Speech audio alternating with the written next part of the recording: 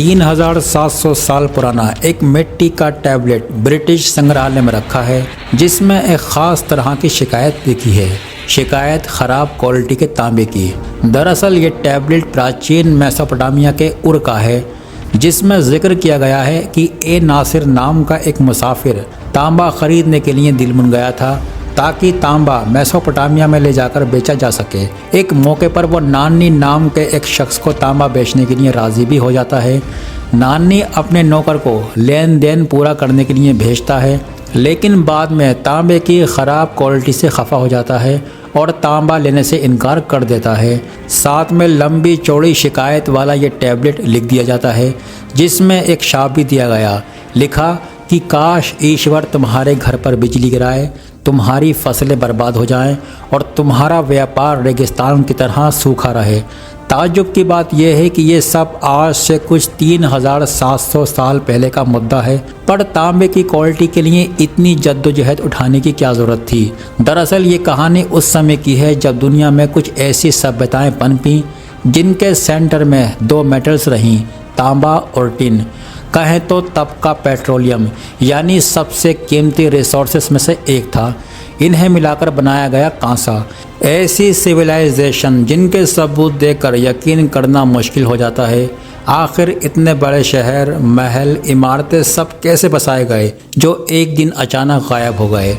शहर के शहर धूल में मिल गए, सभ्यताएं खाक हो गईं। पीछे छूट गए तो बस सवाल कि मिस्र, मेसोपोटामिया, सिंधु जैसी फलती फूलती सभ्यताओं का आखिर क्या हुआ। स्वागत है आपका हमारे YouTube channel AK knowledge year पर, जिसमें आज कहानी एक युग की, सिविलाइजेशन की, जो अचानक गायब हो गई। किसी शख्स के लिए जो काम याददाश्त करती है, इतिहास वही काम समाज के लिए करता है। लेकिन इतिहास का पता लगाना किसी जासूसी फिल्म में ख़जाना खोजने से कम नहीं। मसलन ब्रोंज एज या कांस्य युग के पतन को ही ले लीजिए। एक दौर रहा जब लोगों ने बिना लोहे के मजबूत हथियारों के पिरामिड जैसी विशाल स्ट्रक्चर बनाई, मोहनजोदड़ो, हड़प्पा जैसी सिविलाइजेशन बसाई। 4-5 हज़ार साल पहले दुनिया भर की तमाम सभ्यताओं के साथ बिजनेस किया, हज़ारों किलोमीटर दूर सामान भेजा, लेन देन किया। अब ज़रा सोचिए, बिना किसी मॉडर्न टेक्नोलॉजी के ऐसी चीज़ें बना डाली जिन्हें देखकर आज कह दिया जाता है कि ये काम तो एलियंस का है। बिना मजबूत हथियारों के बड़े बड़े पत्थर कैसे काट दिए गए, इतने बड़े बड़े शहर कैसे बसा दिए गए, समुद्र पार करके बिजनेस कैसे किया गया। कई सवाल कांस्य युग के आसपास घूमते हैं, पर सबसे बड़ा सवाल है कि इसका अंत कैसे हुआ। कैसे मिस्र, हड़प्पा जैसी फूलती फलती सिविलाइजेशन अचानक पतन की राह पर निकल पड़ी। क्या इसमें रहस्यमय समुद्री लोगों का हाथ था। कुछ 3500 साल पुरानी बात है। मिडिल ईस्ट में कई सिविलाइजेशन पनप रही थीं। मिस्र इन सब में सबसे विकसित थी। उस समय कहा जा सकता है वजह नील नदी, जिसने यहाँ की सभ्यता को जीवन दिया। पिरामिड, इमारतें, टेम्पल बनाने का जरिया दिया, फसलें दी।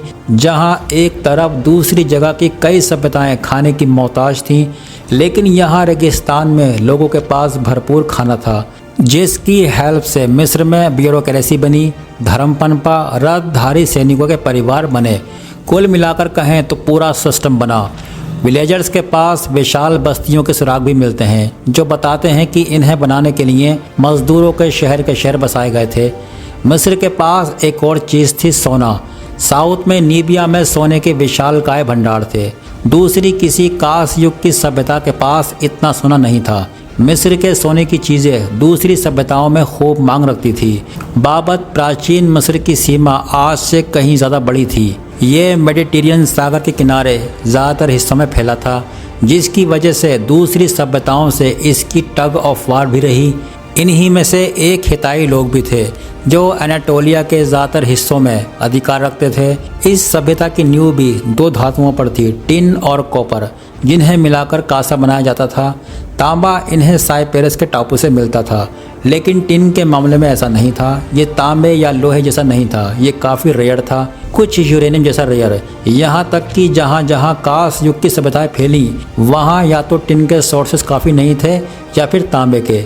वही हिताई लोग व्यापार के रास्ते के बीच थे, इसलिए इन्हें टिन मिलता रहता था। हालांकि व्यापार के रास्तों को खुला रखने के लिए इन्हें लगातार लड़ते भी रहना पड़ता था। इसी के चलते ये इलाके मिलिट्री पावर के तौर पर भी उभरे। यहाँ तक कि मिस्र से टक्कर लेने वाली चुनिंदा सभ्यताओं में इनका नाम था। इनके बीच टसल भी रही। सबसे पुरानी संधि समझौते में मिस्र और हिताई लोगों का समझौता शामिल है। खैर, ऐसी ही एक सभ्यता मोहनजोदाड़ो और हड़प्पा में भी थी। भले उन्होंने पिरामिड जैसी विशालकाय इमारतें नहीं बनाई हों, पर उस पुराने समय में इनकी अपनी लिपि थी, अपने नक्शे थे, शहरों का अपना प्लान था, कला थी, इंटरटेनमेंट के रिसोर्सेज थे और दूसरी सभ्यताओं के साथ बिजनेस था।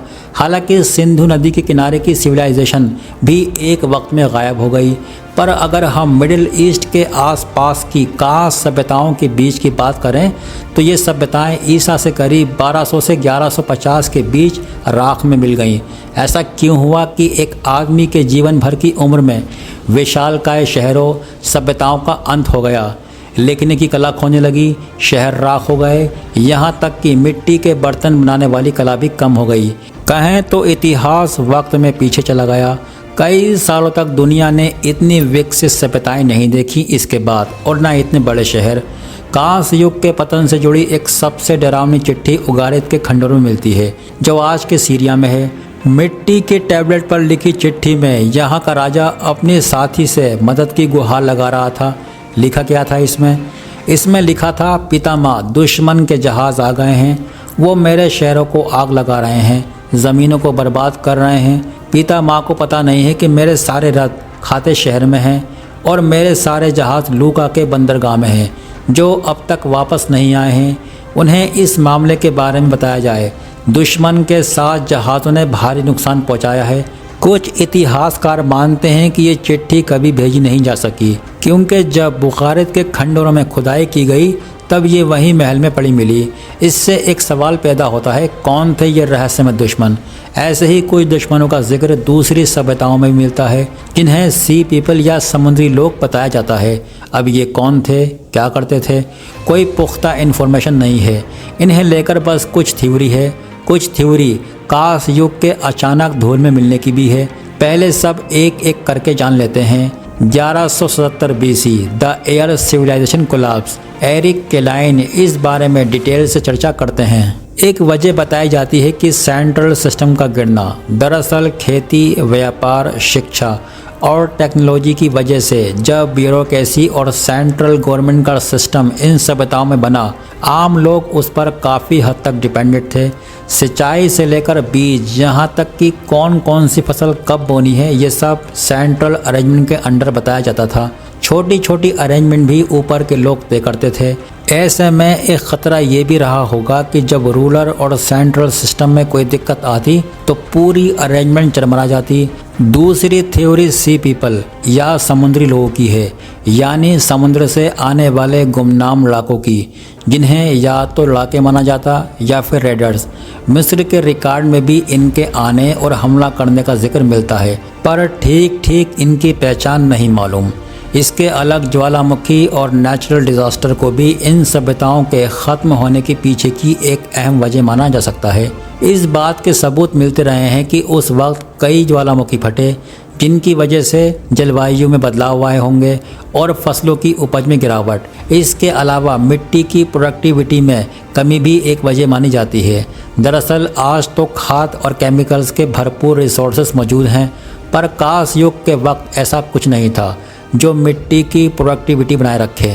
अब ये कहना भी पूरी तरह से सही नहीं होगा कि समुद्र से आए लोगों, ज्वालामुखी और घटती उपज ने बरसों की सभ्यता को अकेले दम पर ख़त्म कर दिया। पर माना जाता है कि जो कसी हुई व्यवस्था कांस युग में बनी थी, इन सब की वजह से वो टूटने की कगार पर आ गई। व्यापार पर असर पड़ा होगा, आर्मीज़ की सैलरीज इफ़ेक्टेड हुई होगी, किसानों की आय और आम लोगों का जीवन इन सब चीज़ों से इफ़ेक्टेड हुआ होगा, जिसके बाद हो सकता है कि कुछ विरोध भी पनपा हो लोगों ने सत्ता के खिलाफ विद्रोह किया हो। ऐसा भी हो सकता है कि गरीबी और भुखमरी के साथ एक और चीज़ आती है, महामारी। बीमारियों को दस्तक देने के सुराग भी इस दौर में मिलते हैं। कोई जंजीर उतनी ही मजबूत होती है जितना कि उसकी सबसे कमज़ोर कड़ी। एक कड़ी टूटते ही पूरी जंजीर टूट जाती है। ऐसे ही कांस्य युग की सभ्यताओं जो टिन से लेकर सोने तक एक दूसरे पर डिपेंडेंट थीं, व्यापार करती थीं, एक के बाद एक शायद इसलिए गायब होती गईं। हालांकि ये महज थ्योरी है जिनसे हमने आपका इंट्रोडक्शन कराया। शायद असली वजह इतिहास में आज भी कहीं दबी हुई है। लेकिन आपको वीडियो अच्छा लगा हो तो प्लीज़ हमारे चैनल को सब्सक्राइब करके ज़रूर जाएं। बहुत बहुत शुक्रिया।